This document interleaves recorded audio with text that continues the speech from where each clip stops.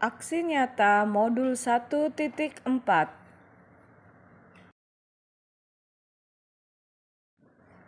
Assalamualaikum warahmatullahi wabarakatuh. Tabik pun. Perkenalkan, nama saya Fitri Aningrum, CGP Angkatan 9 Kota Metro. Pengajar praktik Tri Wulandari, fasilitator Rizkan Ahbari. Desiminasi budaya positif SDN 6 Metro Timur.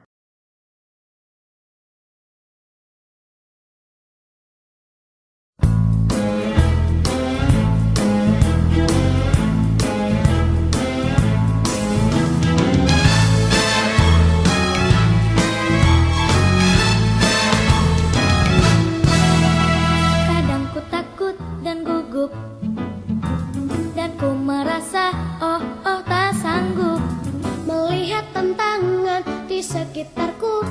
Aku merasa tak mampu, namun ku tak mau menyerah. Aku tak ingin berputus asa. Dengan gagah berani aku melangkah dan berkata aku bisa. Aku bisa, aku pasti bisa.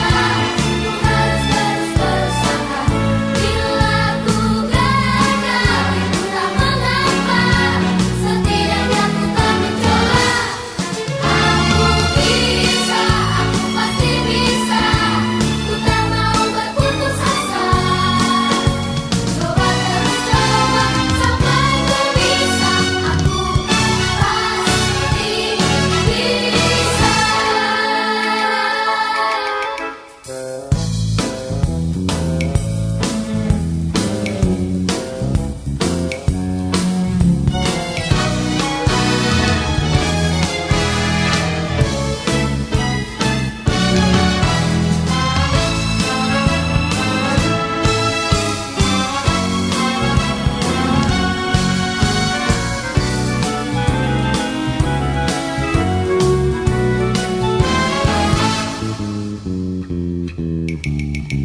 Namun ku tak mau menyerah.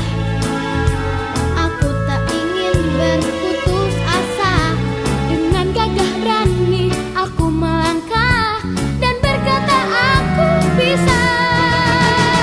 Aku bisa, aku pasti bisa. Ku harus terus berusaha. Bila ku gagal, itu tak mengapa. Setidaknya ku tak mencoba. Aku bisa, aku pasti bisa. Ku tak mau berputus asa. Coba terus coba sampai ku bisa.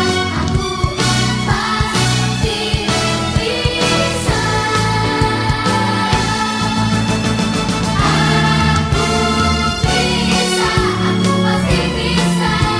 Ku harus terus berusaha. Bila ku gagal, itu tak mengapa. Setidaknya ku tak mencoba. Aku bisa, aku pasti bisa. Ku tak mau berputus asa. Coba terus coba sampai ku bisa. Aku pasti bisa.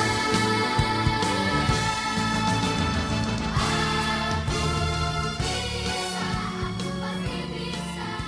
Ku harus terus berusaha.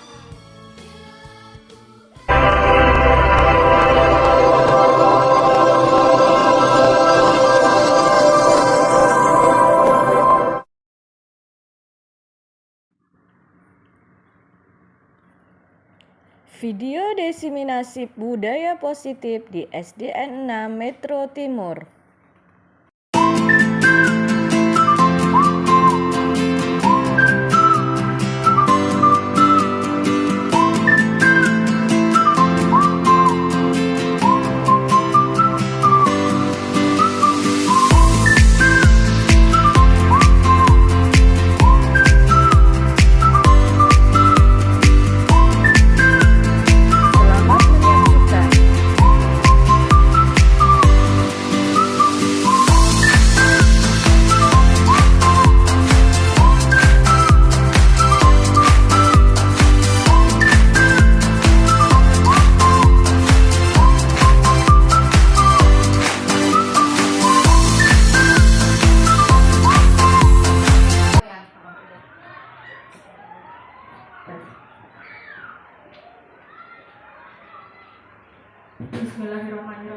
Assalamualaikum warahmatullahi wabarakatuh. Waalaikumsalam warahmatullahi wabarakatuh. Tabib pun. Ya ampun. Alhamdulillah pada pagi hari ini puji syukur saya panjatkan pada Allah yang Maha Kuasa yang pada pagi hari ini saya diberi kesempatan untuk mempresentasikan diseminasi positif aksi nyata modul 1.4. Sebelumnya saya ucapkan terima kasih kepada Bapak Kepala Sekolah dan rekan-rekan yang telah menyempatkan waktunya pada hari ini untuk mendengarkan presentasi dari saya. Selanjutnya, Mbak. Saya sebagai CGP Angkatan 9 dari Kota Metro, saya ada fasilitator yaitu Bapak Rizkan Akbari, ada juga pengajar praktik Ibu Tri Wulandari. Yang akan saya sampaikan di sini adalah konsep inti budaya positif. Ada beberapa konsep inti budaya positif. Yang pertama yaitu perubahan paradigma belajar. Yang kedua, disiplin positif. Yang ketiga, nilai-nilai kebajikan. Yang keempat, posisi kontrol guru. Yang ketiga, kebutuhan dasar manusia. Yang selanjutnya, motivasi perilaku manusia, keyakinan kelas, dan segitiga restitusi. Pembelajaran dengan paradigma baru. Pembelajaran dengan paradigma baru merupakan pembelajaran yang dirancang berdasarkan prinsip pembelajaran berdiferensiasi, sehingga para peserta didik belajar sesuai kebutuhannya berdasarkan tahap perkembangan sesuai dengan teori psikologi modern untuk mewujudkan profil pelajar Pancasila. Tentunya dengan kurikulum yang baru ada dasar kita yaitu dengan profil pelajar Pancasila. Profil pelajar Pancasila ada 6 yang sudah kita acuan sebagai pembelajaran di dalam kelas pembentukan karakter siswa. Yang pertama, beriman bertakwa kepada Tuhan Yang Maha Esa dan berakhlak mulia. Yang kedua, berkebinekaan global. Yang ketiga, gotong royong. Keempat, mandiri. Kelima, kreatif. Dan yang terakhir adalah bernalar kritis. Selanjutnya, mengubah paradigma stimulus respon ke pendekatan teori kontrol. Stimulus respon, yang pertama, realitas kebutuhan kita sama. Yang kedua, semua orang melihat yang sama. Ketiga, kita mencoba mengubah agar orang berpandangan yang sama dengan kita. Yang keempat, perilaku buruk dilihat sebagai suatu kesalahan. Yang ketiga, pemaksaan ada pada saat pembujukan gagal. Yang keenam, model berpikir menang atau kalah. Teori kontrol, yang pertama, realitas kebutuhan kita berbeda. Gambaran yang berbeda. Kedua, kita berusaha memahami pandangan orang lain tentang dunia. Yang ketiga, semua perilaku memiliki tujuan. Hanya Anda yang bisa mengontrol diri Anda. Yang kelima, Anda tidak bisa mengontrol orang lain. Yang keenam, model berpikir menang-menang. Disiplin positif. Disiplin positif ini adalah tindakan yang berasal dari kata disiplina yang berarti belajar. Disiplin mengacu pada disiplin diri yang memiliki tanggung jawab terhadap apa yang dilakukan berdasarkan nilai-nilai yang diyakininya. Disiplin positif merupakan salah satu cara penerapan disiplin yang bertujuan untuk menumbuhkan kesadaran serta memberdayakan peserta didik tanpa imbalan, penghargaan, reward, atau ancaman atau hukuman. Sebagai pendidik, tujuan kita adalah menciptakan peserta didik yang memiliki disiplin diri sehingga mereka berperilaku mengacu kepada nilai-nilai kebajikan universal dan memiliki motivasi intrinsik dalam perubahan berperilaku ke arah yang lebih baik. Disiplin positif ini biasanya kita tanamkan melalui anak-anak, melalui pembelajaran, penanaman karakter yang tadi mengacu pada profil pelajar Pancasila. Disiplin positif ini biasanya kita terapkan di dalam kelas. Contohnya disiplin berpakaian, disiplin dalam tepat waktu dalam berangkat sekolah, disiplin dalam berkata. Maksudnya disiplin berkata itu berkata yang baik, berkata yang positif, tidak dibiasakan berkata yang buruk. Membiasakan diri untuk selalu berbudaya positif.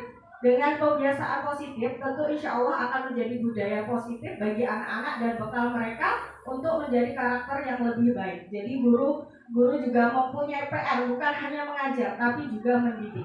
Selanjutnya, nilai-nilai kebajikan. Nilai yang disepakati bersama lepas dari suku bangsa, agama, bahasa, maupun latar belakangnya. Contoh nilai kebajikan, institusi, atau organisasi. Profil pelajar Pancasila, sudah kita tahu ya, tadi profil pelajar Pancasila ada 6. Beriman bertakwa pada Tuhan Yang Maha Esa dan berakhlak mulia, berkebinekaan global, gotong royong, mandiri, kreatif, dan bernalar kritis. Selanjutnya, Ibu Primary Years atau program PYP, yaitu ada macam-macam, ada toleransi, rasa hormat, integritas, mandiri, menghargai, antusias, empati, keingintahuan, kreativitas, kerjasama, percaya diri, dan komitmen. Ada juga kebajikan institusi lain, yaitu keterampilan hidup atau life skill, dapat dipercaya, lurus hati, pendengaran yang aktif, tidak merendahkan orang lain, dan memberikan terbaik bagi diri sendiri. Sebelum kita memberikan yang terbaik bagi orang lain, tentunya kita memberikan yang terbaik bagi diri sendiri. Percaya akan kemampuan kita, mengekspor apa kemampuan kita sebagai guru. Tugas kita adalah memberikan yang terbaik untuk anak-anak didik kita. Selanjutnya, kebutuhan dasar manusia. Kebutuhan dasar manusia adalah segala sesuatu yang kita lakukan untuk mendapatkan apa yang kita inginkan. Seluruh tindakan yang kita lakukan memiliki tujuan tertentu, dan semua usaha terbaik yang kita lakukan adalah dalam rangka agar kebutuhan dasar kita terpenuhi dengan baik. Sebagai manusia tentunya kita ingin kebutuhan kita terpenuhi dengan baik. Tentu kita akan mengupayakan hal-hal tertentu. Tentunya hal itu harus ada budaya positifnya. Di situ guru mempunyai tugas yang sangat berat dan sangat mulia, yaitu membentuk karakter anak dengan pembiasaan budaya positif tadi. Boleh selanjutnya? Posisi kontrol guru. Ada 5 posisi kontrol. Yang pertama itu ada penghukum. Yang kedua membuat merasa bersalah. Yang ketiga sebagai teman. Yang keempat pemantau. Dan yang kelima manajer. Bisa selanjutnya. Posisi kontrol guru. Nah, di sini saya akan memberikan contoh kasus. Contoh kasus yang pertama yaitu siswa tidak memakai atribut lengkap saat upacara bendera. Contohnya, penghukum sebagai guru hormat pada bendera selama 1 jam. Itu sebenarnya untuk penghukum itu kurang tepat karena akan meninggalkan traumatik sendiri pada siswa. Kalau menurut saya ini kurang tepat diterapkan di sekolah. Yang selanjutnya, pembuat merasa bersalah. Beberapa kali ibu dan bapak harus memberitahu kamu selalu saja mengecewakan ibu atau bapak. Itu kata-kata yang sering diucapkan kepada anak yang berbuat kesalahan. Jadi kita memberikan supaya dia introspeksi diri, apa yang dia lakukan sudah diulang-ulang tapi dia tidak konsisten, malah konsisten melakukan hal yang salah. Jadi kita mengulangi lagi, mengingatkan lagi apa yang sudah disepakati. Selanjutnya, posisi kontrol guru masih dengan kasus yang sama. Siswa tidak memakai atribut lengkap saat upacara bendera. Sebagai teman, ayo dong ikuti aturan sekolah. Tolong bantu ibu bapak ya. Sekali ini ya sudah, tidak apa-apa. Lain kali jangan sampai berbuat seperti ini lagi ya. Kita biasanya menjadi teman. Kita melakukan percakapan dengan anak yang membuat kesalahan dengan kata-kata seperti itu, dengan bahasa sebagai teman. Yang keempat, ada pemantau. Kata-kata yang sering diucapkan, kamu sudah melanggar peraturan sekolah. Kamu tahu konsekuensinya. Setelah upacara, kamu beri atributnya ke koperasi dan jangan diulangi lagi. Kalau pemantau ini tidak meninggalkan traumatik sendiri bagi siswa, dia hanya diingatkan lagi tentang konsekuensi atas kesalahan yang dia lakukan. Untuk pertama, dia biasanya hanya mendapat teguran. Untuk yang kedua, diingatkan lagi. Ketiga, dia harus membelinya lagi perlengkapan atribut upacara di koperasi sekolah. Itu tidak meninggalkan traumatik bagi pelaku. Dia hanya mengingatkan konsekuensi apa yang dia lakukan. Selanjutnya, posisi kontrol guru. Kasus masih sama, yaitu tadi, apakah kamu tahu kesalahanmu? Kira-kira bagaimana kamu memperbaiki kesalahanmu? Guru mengingatkan lagi, mengingatkan atas kesalahan yang murid lakukan. Lalu guru mengatakan, apa kamu mau memperbaiki lagi, yaitu menstabilkan keadaan, mendisiplinkan lagi, apa kamu mau memperbaiki kesalahanmu. Jadi di situ ada perjanjian, mau tidak. Nah, di situ biasanya nanti ada konsekuensinya juga, akan diulang lagi. Kalau kamu mengulangi lagi, apa yang akan kamu lakukan, seperti itu. Kalau dia biasanya si pelaku sudah berjanji, insya Allah biasanya akan diingat dia. Yang paling tepat kalau menurut saya untuk posisi kontrol yaitu manajer. Jadi untuk insya Allah kedepannya kita akan belajar menerapkan posisi kontrol sebagai manajer. Insya Allah semoga diberi kemudahan. Ayat selanjutnya, kebutuhan dasar manusia. 5 kebutuhan dasar manusia. Yang pertama, kebutuhan untuk bertahan hidup. Nah, kebutuhan bertahan hidup itu ada macam-macam ya. Ada sandang, pangan, papan, yaitu kebutuhan pokoknya, yaitu makan, minum. Ada juga ada yang perlu handphone tidak? Perlu. Itu kalau sekarang handphone itu adalah nyawa. Sebagian ada yang berkata seperti itu. Untuk yang kedua, kasih sayang dan rasa ingin diterima. Nah, seorang anak juga ingin mendapatkan kasih sayang dari teman-temannya, dari guru, dari teman. Seperti kemarin kasus yang ada di kelas saya, dia merasa sedih karena orang tuanya berada di penampungan karena orang tuanya akan berangkat ke Taiwan menjadi TKW. Dia merasa sedih karena kangen dengan ibunya. Setelah itu saya memberikan masukan atau motivasi, tidak apa-apa, dan temannya pun memberikan support atau motivasi kepada anak tersebut. Jadi anak tersebut untuk kedepannya insya Allah lebih baik lagi, tidak lagi ada murung atau menangis lagi. Setelah berjalan beberapa waktu, alhamdulillah anak yang ditinggalkan itu di kelas saya sudah motivasinya sudah subhanallah sudah luar biasa, sudah baik sekali dan sekarang sudah semangat untuk belajar. Yang ketiga tentang kesenangan. Kesenangan itu ada bermacam-macam. Ada kesenangan yang dari materi kita peroleh tentunya. Contohnya kita perlu juga tuh refreshing. Semua orang tuh pasti perlu refreshing. Ada juga uang. Uang itu sebagian dari kesenangan. Kalau kita tidak punya uang juga kita juga bingung untuk mencukupi kebutuhan dasar manusia itu tadi. Ada macam-macam ya, kasih sayang dan uang dan sebagainya. Ada contohnya lagi. Yang keempat, kebebasan. Kita perlu kebebasan. Kebebasan itu ada banyak. Ada kebebasan berpendapat. Jadi anak-anak diberi kebebasan berpendapat. Contoh tentang membuat keyakinan kelas kemarin. Jadi anak-anak punya pendapat. Kita tulis semua pendapat mereka ke dalam papan yang buat mereka. Lalu kita ubah ke kalimat positif dan nanti menjadikan keyakinan kelas. Penguasaan. Di dalam kelas itu pasti ada anak yang ingin aku yang paling bisa, seperti itu. Jadi guru tugasnya itu membuat anak-anak itu sama dalam satu kelas.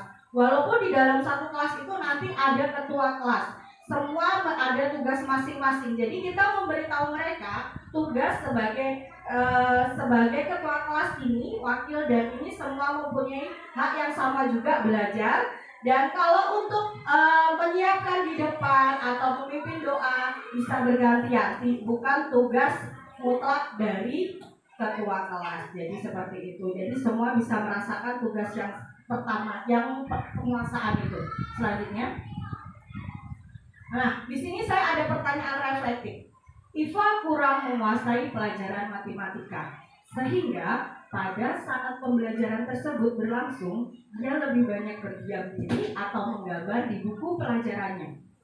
Pada saat guru matematikanya Pak Seno menanyakan pertanyaan, Iva menjadi gugup dan tak sengaja menjatuhkan tasnya dari kursi, serta tiba-tiba menjadi gagap pada saat berupaya menjawab. Seluruh kelas pun tertawa melihat perilaku Iva yang bicara tergagap dan terkejut tersebut. Pak Seno pada saat itu membiarkan teman-teman Iva menertawakan Iva yang tergagap dan malu luar biasa, dan malahan minta Iva untuk maju ke depan dan berdiri di depan kelas sambil menunjuk hidungnya karena tidak bisa menjawab pertanyaan Pak Seno. Kelas makin gaduh dan anak-anak pun tertawa melihat Iva di depan kelas memegang ujung hidungnya. Pertanyaan pematiknya nomor 1, apakah Anda setuju dengan tindakan Pak Seno terhadap Iva? Mengapa? Kita jawab bersama-sama ya. Saya bantu menjawab. Kalau menurut saya sebagai guru, saya tidak setuju dengan apa yang dilakukan oleh Pak Seno. Karena ini ada unsur hukuman, di mana unsur hukuman itu ada menyebabkan anak traumatik seperti Iva. Iva merasa malu karena diejek oleh teman-temannya. Dan yang kedua, menurut Anda, tindakan Pak Seno terhadap Iva adalah sebuah hukuman atau konsekuensi? Mengapa? Tadi sudah dijawab, itu merupakan hukuman karena tidak ada kesepakatan di situ. Cuma ada satu pihak, yaitu yang memberikan hukuman Pak Seno. Anak-anak tidak tahu hukumannya apa. Yang memberikan hukuman adalah Pak Seno. Jadi ada mutlak dari Pak Seno. Selanjutnya,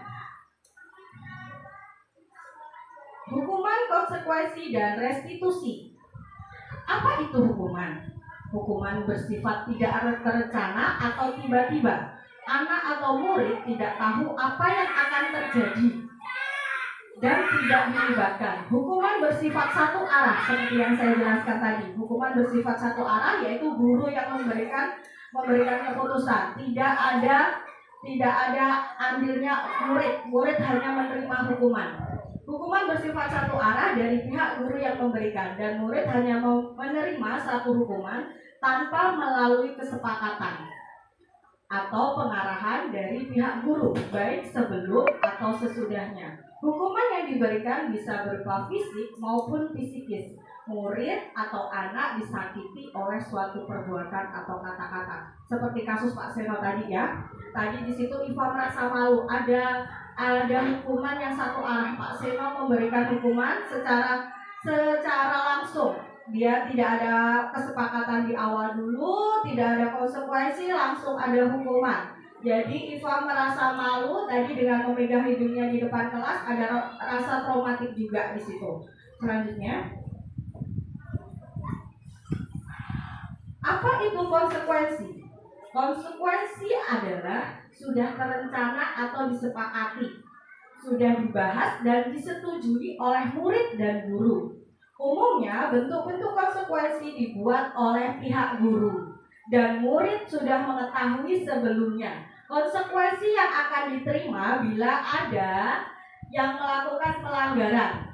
Pada konsekuensi, murid tetap dibuat tidak nyaman untuk jangka waktu yang pendek. Konsekuensi biasanya diberikan berdasarkan suatu data yang umumnya dapat diukur. Misalnya, 3 kali tugas tidak diselesaikan pada batas waktu yang diberikan, atau murid melakukan kegiatan di luar kegiatan pembelajaran.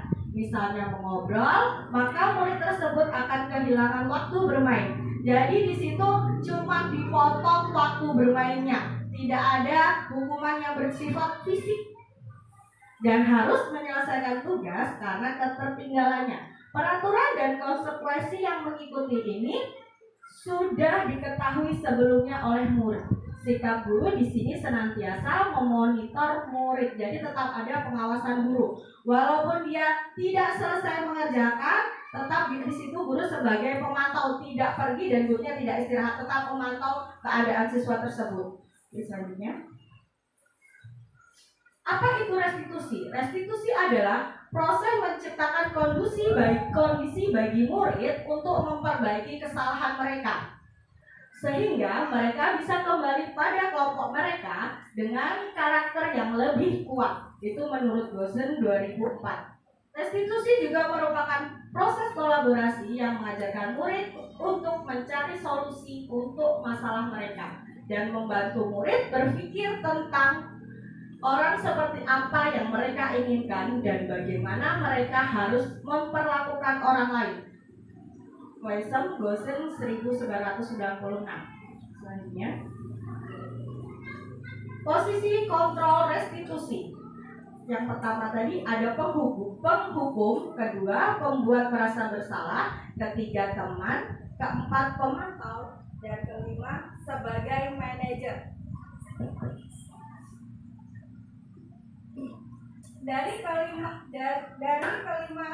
Dari kelima posisi kontrol tersebut, yang paling tepat adalah posisi pemantau dan manajer. Tapi yang lebih baik di antara itu adalah guru sebagai manajer.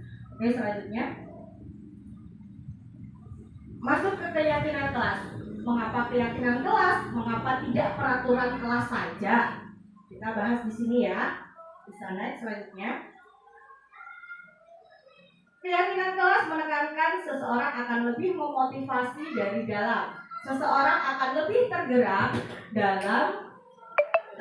dalam melakukan serangkaian peraturan tertulis tanpa makna. Murid-murid pun demikian. Mereka perlu mendengarkan dan memahami arti sesungguhnya tentang peraturan-peraturan yang diberikan, dan menjadi tidak tertarik atau takut sehingga hanya sekedar mengikuti serangkaian peraturan-peraturan yang mengatur mereka tanpa memahami tujuan mulianya. Selanjutnya.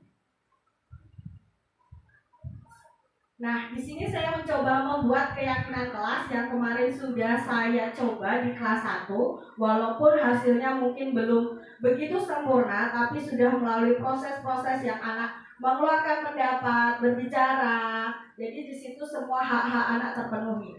Yang pertama itu keyakinan kelas itu bersifat abstrak. Yang kedua berupa pertanyaan universal dibuat dalam pernyataan positif. Sedikit saja agar mudah diingat, sesuai dengan kondisi kelas dan sekolah sehingga mudah diterapkan. Semua warga sekolah atau warga kelas dilibatkan saat membuat keyakinan kelas. Ini contoh keyakinan kelas yang kemarin sudah saya coba buat. Pertama itu ada kalimat yang masih negatif, tidak, dan tidak. Nah, saya ubah menjadi kalimat positif. Yang pertama, saling berbagi. Yang kedua, belajar di dalam kelas. Yang ketiga, menjaga kebersihan kelas. Yang keempat, hidup rukun di kelas. Yang kelima, datang tepat waktu. Selanjutnya, saya di sini ini saya buat tentang keyakinan kelas tadi. Sudah saya bacakan sebagian ya. Itu sudah merupakan hasil dari diskusi anak-anak yang saya pandu. Dan saya ada sedikit video tentang keyakinan kelas yang saya buat kemarin bersama anak-anak, walaupun kadang-kadang anak-anak masih sangat luar biasa. Ini ada sedikit ilustrasi dari kemarin. Kami bermusyawarah membuat keyakinan kelas, mengkondisikan anak-anak ini luar biasa.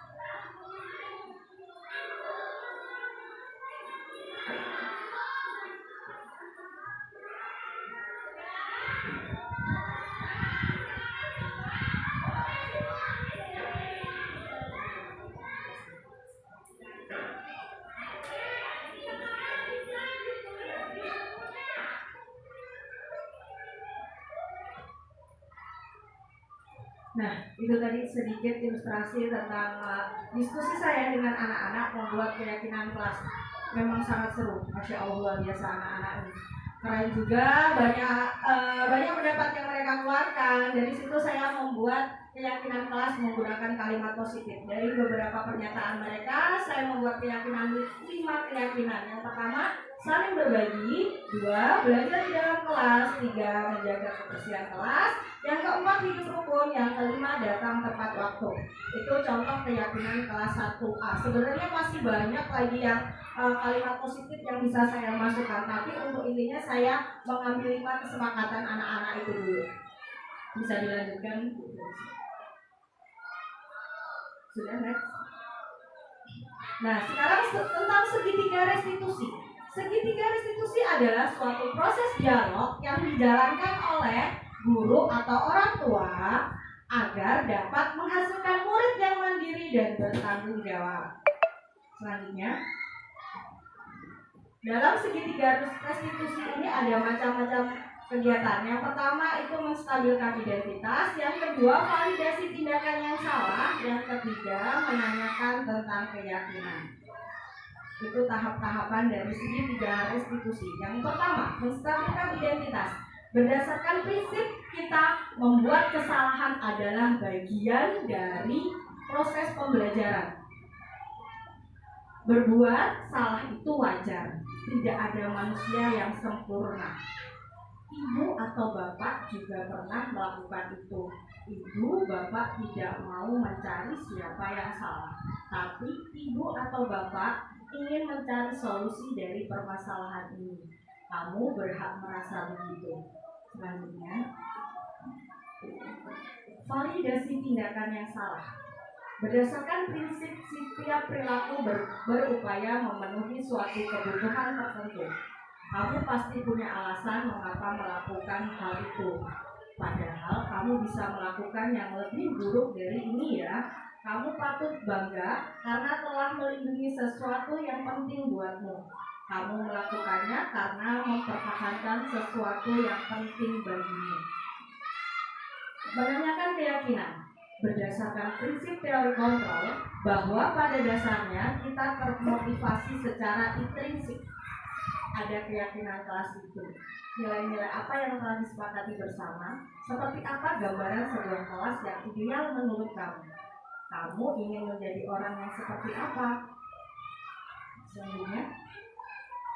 Nah, di sini ada video tentang penerapan segitiga restitusi pada 2 kasus. Boleh diputar videonya. Video kasus. Di-download video kasus.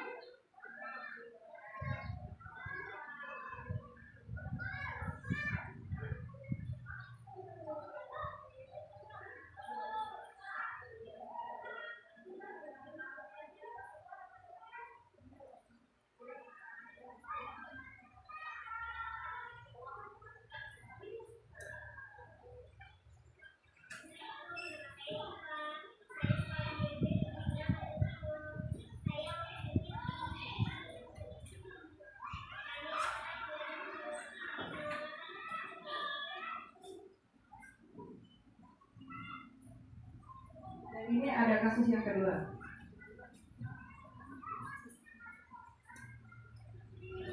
Waalaikumsalam warahmatullahi wabarakatuh. Waalaikumsalam.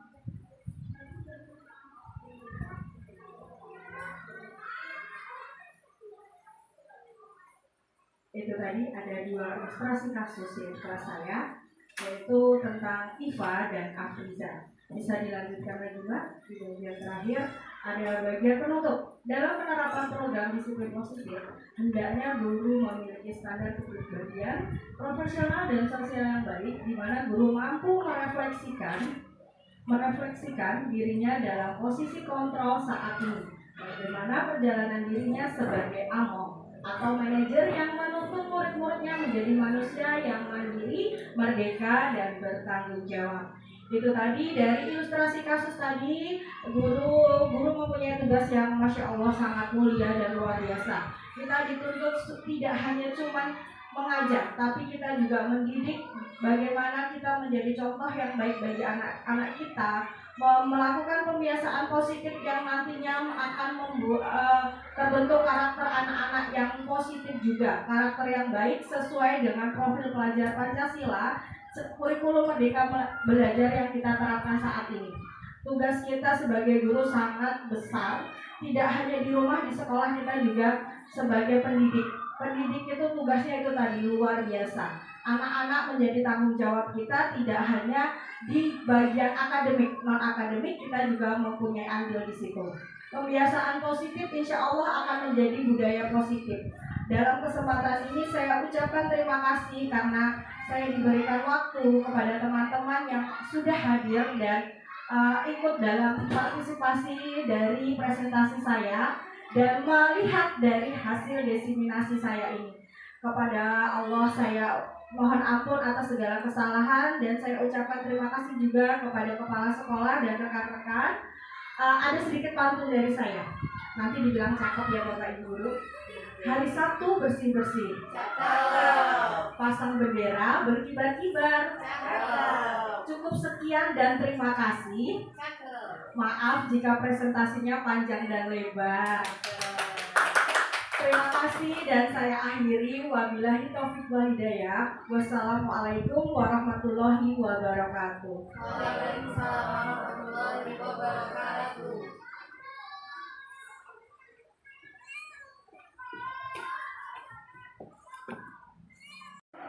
Selamat pagi anak-anak. Siap belajar pagi hari ini? Kalau siap, coba mana suaranya? Duduk siap. Oke, lagi sekali lagi duduk siap. Oke, tepuk semangat. Oke,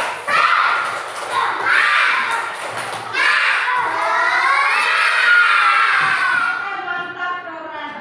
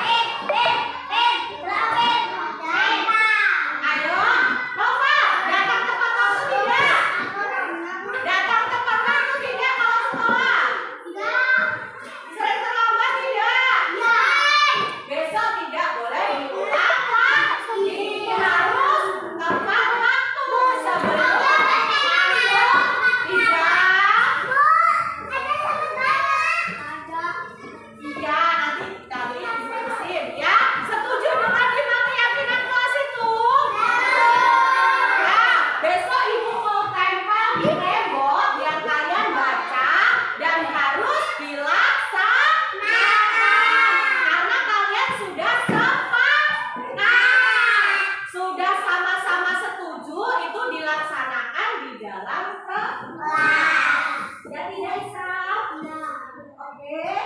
Siap? Abizar siap? Alfaron? Oke? Siap? Siap Nizam? Nizam siap tidak? Nizam baik atau tidak? Oke, ayo oke? Alfaron? Oke, sebelah sini yang sebelah sini. Sebelah sini. Siap tidak? Siap? Kenapa tidak siap? Ayo sebelah sini. Siap? Keren. Arki? Anu? Semuanya siap? Oke, kalau sudah sepakat siap, besok ibu tempel kegiatan kelas di mading. Jadi semuanya bisa bawa, bisa baca. Nah sekarang boleh ditulis keyakinan kelas ini. Yang sebelah sini bisa ditulis di buku. Harus kasar. Yang ini tidak usah ditulis, yang keyakinan saja. Yang sebelah silakan hijau-hijau.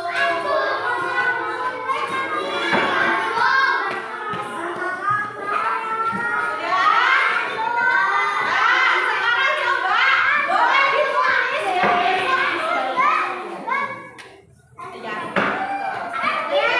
sekarang bisa ditulis di bukunya. Assalamualaikum warahmatullahi wabarakatuh. Saya adalah rekan kerja dari CGP Bu Fitri Yaningrum. Bu Fitri sudah menerapkan konsep pembelajaran segitiga restitusi dengan cukup tersusun dan sesuai dengan keyakinan kelas yang sudah dibuat. Tetap semangat untuk CGP Bu Fitri, semoga selalu menginspirasi. Terima kasih. Assalamualaikum warahmatullahi wabarakatuh. Saya Asami Diantara, teman sejawat dari Bu Fitri Yaningrum CGP. Menurut saya Bu Fitri telah menerapkan konsep pembelajaran segitiga restitusi dengan cukup tersusun dan sesuai dengan keyakinan kelas yang ada. Tetap semangat Bu Fitri dan selalu menginspirasi. Assalamualaikum warahmatullahi wabarakatuh. Saya Leni Agustina, guru kelas 2 SD Negeri 6 Metro Timur, merupakan rekan sejawat dari Ibu Fitri Yaningrum dalam penerapan pembelajaran konsep segitiga restitusi yang sudah dilakukan Ibu Fitri Yaningrum dalam mengatasi permasalahan atau konflik yang terjadi pada murid dengan menggunakan segitiga restitusi sudah tersusun dengan baik dan terlaksana dengan sangat baik sesuai dengan langkah-langkah segitiga restitusi dan sudah sesuai dengan keyakinan kelas yang sudah ada. Semangat selalu untuk Bu Fitri Yaningrum, sukses selalu untuk calon guru penggerak Angkatan 9. Terima kasih. Assalamualaikum warahmatullahi wabarakatuh. Saya anak SD 6 Metro Timur. Nama saya Fajar. Saya muridnya Bu Fitri. Semangat Bu Fitri. Assalamualaikum, nama saya Iva. Saya sekolah di SD Negeri 6 Metro Timur. Saya murid Bu Fitri. Saya senang belajar bersama Bu Fitri. Semangat terus Bu Fitri.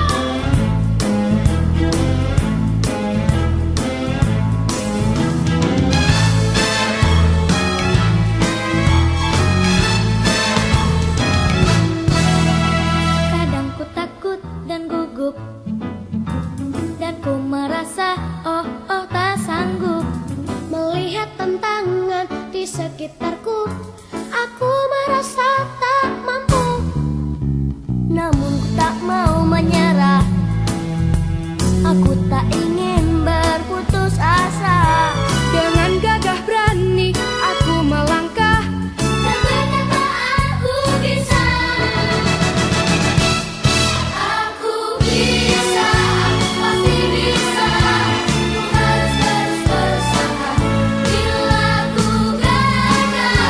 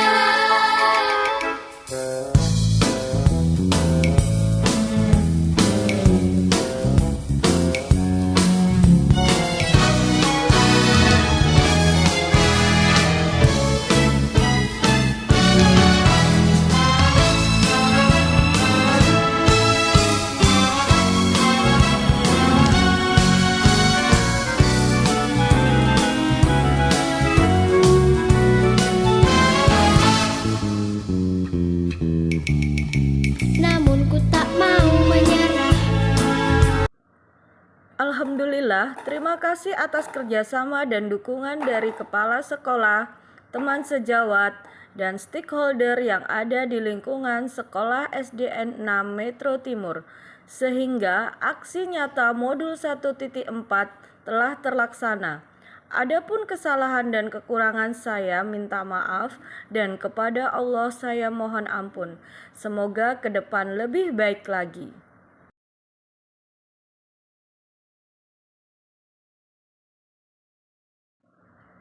Pantun penutup. Hari Sabtu bersih-bersih, pasang bendera berkibar-kibar. Cukup sekian dan terima kasih. Maaf bila presentasinya panjang dan lebar. Dan saya akhiri, wabillahi taufik walhidayah. Wassalamualaikum warahmatullahi wabarakatuh. Salam guru penggerak, bergerak, tergerak, menggerakkan.